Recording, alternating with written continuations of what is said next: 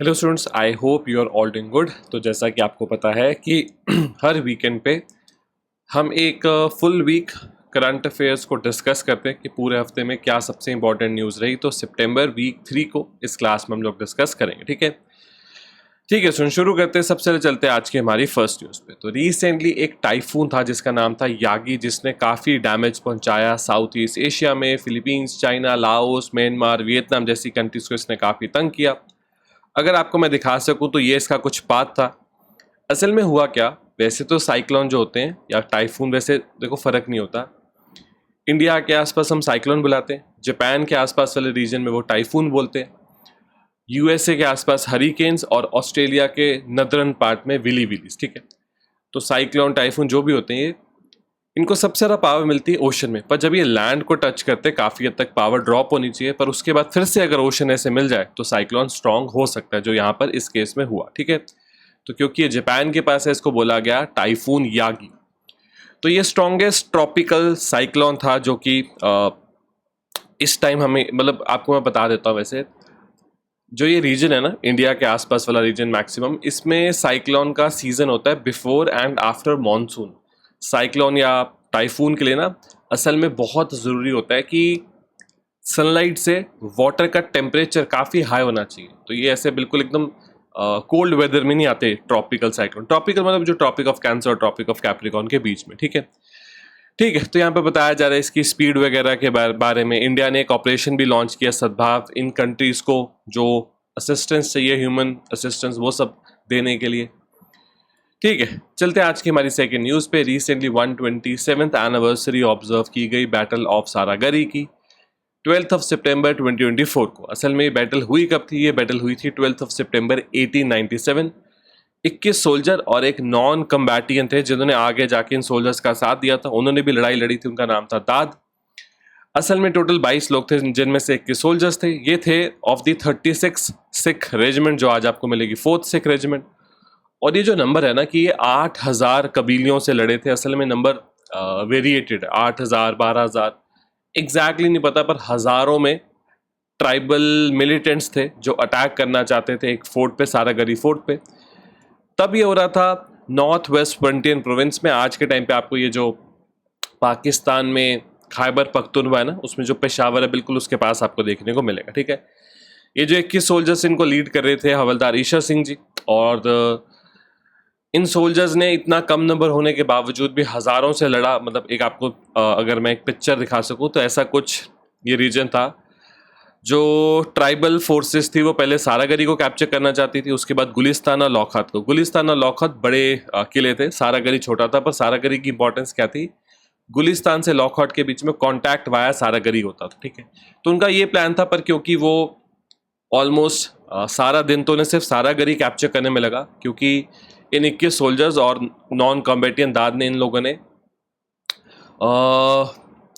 7 घंटे तक लड़ाई लड़ी। 200 से ज़्यादा मिलिटेंट्स को मार दिया, 600 से ज़्यादा इंजर कर दिया, जिसके बाद बाकी दोनों फोर्ट्स पे अटैक करने का जो प्लान था वो कैंसिल करना पड़ा। क्वीन विक्टोरिया ने इनको अवार्ड भी दिया था, ऑर्डर ऑफ द मेरिट, जो कि उस टाइम पे विक्टोरिया क्रॉस के इक्वल होता था। और ब्रिटिशर्स ने इनको याद करते हुए एक यादगार भी बनाई थी। असल में क्या किया था, ये जो सारागढ़ी फोर्ट थी ना, इसमें से जो बाद में उसको ट्राइबल्स ने आग लगा दी थी, तो फोर्ट में से जो जली हुई ईंटें थी उनको निकालकर एक मेमोरियल बनाया था, जो आज वहीं देखने को मिलेगा आपको पेशावर के पास। अब चाहे इंडिया हो चाहे पाकिस्तान हो, इन सोल्जर्स को आज भी रिस्पेक्ट किया जाता है। जैसे पंजाब में तो सारागढ़ी डे भी होता है। पाकिस्तान में जो खैबर पख्तूनख्वा में डिप्लॉयड है खैबर स्काउट्स, वो आज भी हर साल 12 सितंबर को एक ट्रिब्यूट पे करने जाते हैं इन सोल्जर्स को, इन फॉलन सोल्जर्स को। रिसेंटली हिंदी दिवस 2024 ऑब्जर्व किया गया। तो हर साल 14 सितंबर को सेलिब्रेट किया जाता है या ऑब्जर्व किया जाता है हिंदी दिवस। इस साल इसकी 75th एनिवर्सरी। ठीक है, असल में हिंदी को अडॉप्ट किया था as the official language of the country. तो ये काफ़ी बड़ा दिन है, खासकर हिंदी स्पीकिंग स्टेट्स के लिए। नॉर्थ इंडिया में ज़्यादा हिंदी स्पीकिंग स्टेट्स देखने को मिलती हैं। 14 सितंबर 1949 कॉन्स्टिट्यूंट असेंबली ने हिंदी को एक official language of union of the India की तरह रिकॉग्नाइज कर लिया था। पहले तो ये प्लान था कि बाद में यही ऑफिशियल लैंग्वेज बन जाएगी, पर इंग्लिश को भी बाद में इंक्लूड किया जाता है, ठीक है। आप देख सकते हो article 210 states that language to be use in the legislator can be official language of the state, Hindi और इंग्लिश, ठीक है। तो मान लो कोई चीज़ अगर केरला में तो हिंदी इंग्लिश के अलावा मलयालम भी यूज़ की जा सकती है, वेस्ट बंगाल में तो हिंदी इंग्लिश के अलावा बंगाली भी यूज़ किया जाती है, ठीक है। जो आपको इंडिया में 22 शेड्यूल लैंग्वेजेस देखने को मिलती है, 8 शेड्यूल में जो मेंशन्ड है उसमें आपको हिंदी भी देखने को मिलेगी, ठीक है। ठीक है, हिंदी का वैसे मतलब क्या होता है, ये जो वर्ड है ना हिंदी, ये वर्ड आया है पर्शियन लैंग्वेज से। हिंद, हिंद मतलब लैंड ऑफ इंडस रिवर, ठीक है। तो बिल्कुल ये जो पाकिस्तान के साथ बॉर्डर वाला रीजन है ना, ये था पहले मेन इंडस रीजन, ठीक। यहाँ पर कुछ नंबर्स हैं, कैसे हमारी कंट्री में कितने % पॉपुलेशन हिंदी बोलती है। Hindi as a mother tongue India में असल में आप देखो परसेंटेज के हिसाब से बढ़ रही है। वैसे तो सोच तो यही थी कि हिंदी को एक ऐसी लैंग्वेज बनाया जाए जो पूरे इंडिया में बोली जा सके, पर अभी भी बहुत सारे ऐसे एरियाज़ हैं जहाँ लोग हिंदी से ज़्यादा मे बी इंग्लिश प्रेफर करना चाहें। देखो ये थोड़ा सा कॉम्प्लिकेटेड हो जाता है क्योंकि आज भी हमारे पास एक ऐसी लैंग्वेज नहीं है जो पूरी कंट्री में बोली जा सके। मैक्सिमम एरिया में हिंदी है, मैक्सिमम पॉपुलेशन के पास हिंदी है, पर सारी पॉपुलेशन के पास आज भी हिंदी नहीं है, ठीक है। और इंग्लिश ऐसी है जो काफ़ी एरियाज़ में बोली जाती है, ठीक ठाक बोली जाती है, पर क्या एक दिन ऐसा आएगा कि पूरी कंट्री में जो ऑफिशियल अगर लोग बात कर रहे हैं और नहीं हिंदी समझते तो क्या वो इंग्लिश यूज़ कर पाएंगे, ये भी एक बहुत बड़ा सवाल है। रिसेंटली गवर्नमेंट ऑफ इंडिया ने अंडमान निकोबार की जो कैपिटल है पोर्ट ब्लेयर, उसका नाम चेंज कर दिया। अब बुलाया जाएगा अंडमान निकोबार की कैपिटल पोर्ट ब्लेयर को एज श्री विजयपुरम, समझ लेते हैं इसको। तो गवर्नमेंट ऑफ इंडिया ने रिसेंटली पोर्ट ब्लेयर नाम को हटा दिया as the capital of union territory of Andaman Nicobar. अब बुलाया जाएगा श्री विजयपुरम। देखो पोर्ट ब्लेयर तो वैसे ही, पोर्ट तो चलो फिर भी समय लगता है बंदरगाह, ब्लेयर एक ऐसा नाम नहीं हो सकता जो एक इंडियन या एक इंडियन कल्चर से जुड़ा हो। ये बहुत ही इंपॉर्टेंट वैसे सेट ऑफ आइलैंड्स है अंडमान और निकोबार। अगर आप देखो जैसे जो चोला एम्पायर था उनके लिए काफ़ी इंपॉर्टेंट थे। पोर्ट ब्लेयर का नाम असल में आता है, एक ब्रिटिश नेवल ऑफिसर था, उसका नाम था असल में आर्ची ब्लैकबेयर, वहाँ से नाम आता है पोर्ट ब्लेयर, ठीक है।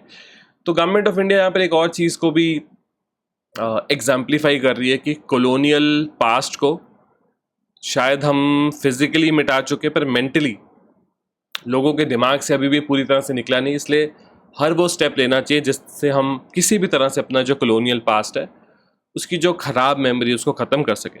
बाकी आपको पता होगा कि अंडमान निकोबार को ब्रिटिशर्स ने यूज़ किया था बेसिकली। यहाँ पर पोर्ट ब्लेयर में आपको देखने को मिलती है सेलुलर जेल, जिसको एक टाइम पे काला पानी जेल बुलाया जाता था, और जो भी इंडियन इंडिपेंडेंस स्ट्रगल के लोग होते थे उनमें से काफ़ी लोगों को, जैसे आपने वीर सावरकर के बारे में सुना होगा, और काफ़ी सारे लोगों को यहाँ पर बंदी बना के रखा गया था बाय ब्रिटिशर्स। एक और इम्पॉर्टेंट चीज़ है कि 30 दिसंबर 1943 में नेताजी सुभाष चंद्र बोस ने नेशनल फ्लैग को पहली बार जो इंडिया की धरती पे होस्ट किया था वो असल में पोर्ट ब्लेयर से ही किया था, ठीक है। ठीक है, प्रोजेक्ट चीता एक ऐसा प्रोजेक्ट, एक ऐसा जानवर जो कि असल में इसलिए एक्सटिंक्ट हो गया क्योंकि उसका बहुत ज़्यादा शिकार किया गया। जब इंडिया को इंडिपेंडेंस मिली तब तक ऑलमोस्ट चीतास खत्म हो चुके थे। काफ़ी सालों बाद सोचा गया कि इस जानवर को वापस लेके आते हैं, तो हमने अफ्रीका की कुछ कंट्री से चीता को इंडिया में लाना शुरू किया। अब इसके 2 साल पूरे हो चुके हैं 17 सितंबर 2024 को, ठीक है। तो चीताज वैसे ऑफिशियली डिक्लेयर हुए थे 1952 में, पर आखिरी जो चीता था ना वो 1947 में देखा गया था, आज का जो छत्तीसगढ़ रीजन है, ठीक। अभी कौन चलाता है प्रोजेक्ट चीता? ये चलाती है नेशनल टाइगर कंजर्वेशन अथॉरिटी। ये बहुत ही इंपॉर्टेंट एक बॉडी है। तो हमने क्या किया, हमने शुरू में थोड़े नंबर्स का चीता लाया, उनको बहुत ही अच्छे से ट्रैक किया, समझने की कोशिश की, उनके साथ एक कॉलर लगाया कि क्या करते हैं, किस तरह से ये लोग अपने आसपास के एनवायरनमेंट में अपने आप को अडेप्ट कर रहे हैं। तो टोटल ऑफ 20 रेडियो कॉलर्ड चीतास लाए गए थे नमीबिया और साउथ अफ्रीका से। इनको रखा गया था कूनो नेशनल पार्क में। क्या ये सारे के सारे जो हम लेकर आए थे आज सारे के सारे सर्वाइव कर रहे हैं? नहीं, कुछ की यहाँ पर डेथ भी हुई थी। क्या क्या इनके पीछे रीजंस थे वो भी बताया गया, जो कि कहीं ना कहीं आप कह सकते हैं कि आइडिया था साइंटिस्ट को, आइडिया था जो एक्सपर्ट्स होते हैं कि ऐसा नहीं आप कह सकते कि बस हम 20 लाएंगे और उससे पॉपुलेशन बस सस्टेन हो जाएगी। नहीं, ये एक लंबा प्रोजेक्ट होने वाला है। इतना जल्दी आप चीतास की पॉपुलेशन को फिर से इंडिया में रीइंट्रोड्यूस नहीं कर सकते। सबसे बड़ी जो चीज़ यहाँ समझने वाली है, जो चीतास इंडिया में पाए जाते थे वो एशियाटिक चीता था। ये जो हम लेकर आएंगे एशियन चीता, तो इनको भी अडॉप्ट होने में, अपने आसपास के रीजन को अडैप्ट करने में टाइम बिल्कुल लगेगा।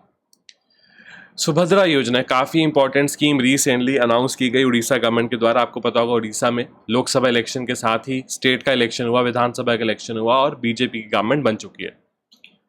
अब बीजेपी ने अपने इलेक्शन मैनिफेस्टो में प्रॉमिस किया था एक स्कीम जिसको अब उन्होंने अनाउंस कर दिया, सुभद्रा योजना इसका नाम होगा। आई होप आपको पता होगा कि उड़ीसा में भगवान जगन्नाथ, उनकी बहन देवी सुभद्रा, उनके भाई बलभद्र, इन तीनों भगवानों को बहुत माना जाता है। जो रथ यात्रा आप सुनते हो असल में इन तीन भगवान की ही वो रथ यात्रा होती है। तो जगन्नाथ जी की जो बहन है सुभद्रा जी, उनके असल में नाम पर इस स्कीम को अनाउंस किया गया। तो इसमें क्या होगा कि जो भी एलिजिबल, ये स्पेसिफिकली फीमेल्स के लिए, जो भी एलिजिबल फीमेल एलिजिबल वुमेन है फ्रॉम उड़ीसा 21 से 60 साल के बीच में, उनको हर साल 10,000 रुपये दिए जाएंगे अगले 5 साल के लिए जब तक सरकार रहेगी। तो मतलब 50,000 पर फीमेल यहाँ पर उड़ीसा की जो सरकार है उसके द्वारा दिए जाएंगे। ठीक है, तो गॉडेस सुभद्रा के नाम पर असल में स्कीम को रखा गया है। अब एक फीमेल को 5 साल में 50,000, मतलब एक साल में 10,000, तो वो 10,000 दो इंस्टॉलमेंट में दिया जाएगा। 5,000 5,000 5,000 दिया जाएगा रक्षाबंधन के दिन और 5,000 दिया जाएगा इंटरनेशनल वुमेन डे के दिन, जो कि होता है 8 मार्च को। ठीक है, इसके लिए अब जो रजिस्ट्रेशन है वो शुरू हो चुकी है, KYC यहाँ पर ज़रूरी है। और एक और चीज़ कि ये जो स्कीम है इसमें जहाँ डिजिटल ट्रांजैक्शन ज़्यादा होगी उन ग्राम पंचायतों को और एडिशनल मॉनेटरी बेनिफिट्स भी दिए जाएंगे। ठीक है, कौन कौन इसके लिए इनएलिजिबल है, किसके लिए ये नहीं है? तो जो बहुत ही वेल ऑफ फैमिली से फीमेल्स हैं उनके लिए नहीं है, गवर्नमेंट एम्प्लॉय फीमेल्स के लिए नहीं है, और इनकम टैक्स पेयर फीमेल्स के लिए यहाँ पर नहीं, मतलब जिनको एक ठीक इनकम आ रही है उनके लिए ये असल में स्कीम नहीं है। ठीक है, उसके अलावा अगर कोई ऐसी फीमेल है जिसको ऑलरेडी किसी और उड़ीसा गवर्नमेंट स्कीम से किसी तरह की असिस्टेंस मिल रही है, फाइनेंशियल असिस्टेंस, तो उनके लिए भी स्कीम नहीं होगी यहाँ पर। ठीक है, 7th न्यूज़, तो आई होप आपको पता होगा कि former president of India Ramnath Kovind ji की लीडरशिप के अंदर एक कमेटी बनाई गई थी जिसको एक काम दिया गया था कि आप एक रिपोर्ट तैयार करो कि क्या इंडिया में 1 नेशन 1 इलेक्शन किया जा सकता है, लोकसभा और विधानसभा के इलेक्शन एक साथ। अब उस कमेटी की रिपोर्ट बन चुकी है और उस रिपोर्ट को कैबिनेट ने भी एक्सेप्ट कर लिया, अप्रूव कर लिया। मतलब अब इसको जल्दी ही पार्लियामेंट लेके जाया जाएगा और हो सकता है कि अगले साल से 1 नेशन 1 इलेक्शन इंडिया में एक रियलिटी बचे। मतलब सिंपली अभी क्या होता है कि लोकसभा के इलेक्शन होते हैं और सारी स्टेट के विधानसभा के अपने अपने चलते हैं, इस सारे शेड्यूल को कंबाइन कर दिया जाएगा और आगे जाके कोशिश की जाएगी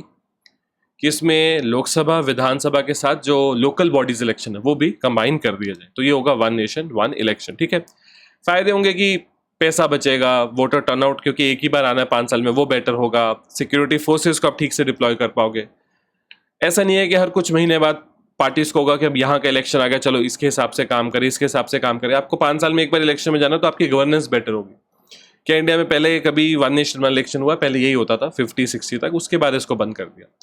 डीमेरिट्स क्या होंगे? डीमेरिट्स जैसे एंटी फेडरलिज्म कंसर्न, मतलब कि नेशनल पार्टीज को ज़्यादा प्रेफरेंस मिल सकती, मतलब ऐसा नहीं मिलेगी, मिल सकती। थोड़ी अकाउंटेबिलिटी में प्रॉब्लम आएगी क्योंकि एक बार इलेक्शन होगा तो 5 साल बाद फिर आएगा, तो बीच में 4 साढ़े 4 साल पॉलिटिशियंस क्या कर रहे हैं उस पर कोई अकाउंटेबिलिटी नहीं। अभी तो कहीं ना कहीं इलेक्शन आ ही जाता है, सिंक्रोनाइजेशन मुश्किल हो सकती है, कहीं की सरकार गिर गई, अब कैसे उसको बाकियों के साथ सिंक्रोनाइज करोगे? तो ये कुछ प्रॉब्लम यहाँ पर बताई गई। ठीक है, पर अब इसको एक रियलिटी बनाने के लिए जो भी प्रेजेंट गवर्नमेंट है वो काफ़ी जोर लगाएगी, खास करके विंटर सेशन में आप देख सकते हो कि इसके ऊपर पार्लियामेंट में डिस्कशन जरूर देखी जाएगी। इंडिया ने, मैंने आपको अभी बताया, ऑपरेशन सद्भाव को लॉन्च किया। हमने अभी पढ़ा कि जो टाइफून यागी है उसकी वजह से जो इम्पैक्ट पड़ा है जिन रीजन्स को, उनके लिए ये HADR ऑपरेशन, HADR होता है, क्या लिखा हुआ है, HADR होता है human assistance and disaster relief, इसको ये HADR टर्म ही बोलते हैं पूरी दुनिया में। तो इस तरह का एक ऑपरेशन इंडिया ने लॉन्च कर दिया है। जिस भी तरह की ज़रूरत है इन साउथ ईस्ट एशियन कंट्रीज़ को, इंडिया अपनी एक्ट ईस्ट पॉलिसी के अंदर इनको हेल्प करेगा। रिसेंटली इंजीनियर्स डे सेलिब्रेट किया गया था, 15 सितंबर को होता है इंडिया में नेशनल इंजीनियर्स डे, क्योंकि बर्थ एनिवर्सरी होती है M विश्वेश्वरैया जी की। एक काफ़ी बड़ा इंजीनियर इन्हें असल में हमारी कंट्री का माना जाता है, देख लेते हैं। तो एक इंडियन इंजीनियर थे, एक स्टेटमैन थे, एक स्कॉलर थे, जो हमारा काफ़ी इंपॉर्टेंट इंफ्रास्ट्रक्चर था आफ्टर इंडिपेंडेंस उसको बनाने में इनका काफ़ी बड़ा रोल था। जैसे flood protection system for Hyderabad, automatic water flood gates at Khadakwasla reservoir near Pune, ये खड़कवासला वही है जहाँ पर आपको NDA देखने को मिलेगा। इस्टेब्लिश किया गया था इनके द्वारा बैंगलोर आर्किटेक्चरल यूनिवर्सिटी को, विश्वेश्वरैया कॉलेज ऑफ इंजीनियरिंग को, ये असल में दीवान थे of the princely state of Mysore from 1912 to 1918 और इनको काफ़ी ज़्यादा ऑनर्स दिए गए जिसमें भारत रत्न भी एक ऑनर है, ठीक है। तो एम विश्वेश्वरैया इनके नाम पे एक विश्वेश्वरैया म्यूजियम भी जो कि आपको आज बेंगलुरु में देखने को मिलेगा। लास्ट न्यूज़, एक ना टैंक इंडिया के द्वारा डेवलप किया गया, अब तो ये टेस्टिंग फेज में आ चुका है। इसका नाम है जोरावर। इसको स्पेसिफिकली हाई ऑल्टीट्यूड एरियाज के लिए, लद्दाख वगैरह के लिए बनाया गया क्योंकि इसमें वेट थोड़ा कम है T-90 अर्जुन के मुकाबले। और जो जनरल जोरावर थे डोगरा रियासत से, जिन्होंने गुलाब सिंह जी को टेरिटरी टिल मानसरोवर तक दिलवाई थी, असल में उनसे इंस्पायर होकर इसका नाम रखा गया जोरावर टैंक। उनका नाम था जनरल जोरावर, ठीक है। तो हमने सक्सेसफुली फील्ड ट्रायल शुरू कर दिए हैं हमारे लाइट टैंक जोरावर के। इसको डेवलप किया गया combat vehicle research and development establishment, ये DRDO के अंदर एक लेबॉर्ट्री है, और एक प्राइवेट कंपनी L&T के साथ, ठीक है। जो डोगरा जनरल थे जोरावर सिंह जी, उनसे असल में इंस्पायर होकर इसका नाम रखा गया। आप जोरावर सिंह जी के बारे में यहाँ पर पढ़ सकते हो, ठीक है। ठीक है स्टूडेंट्स, इसके साथ आज की इस क्लास में जो भी इंपॉर्टेंट न्यूज़ रही पूरे वीक में, उनको मैंने कवर करने की कोशिश में करी।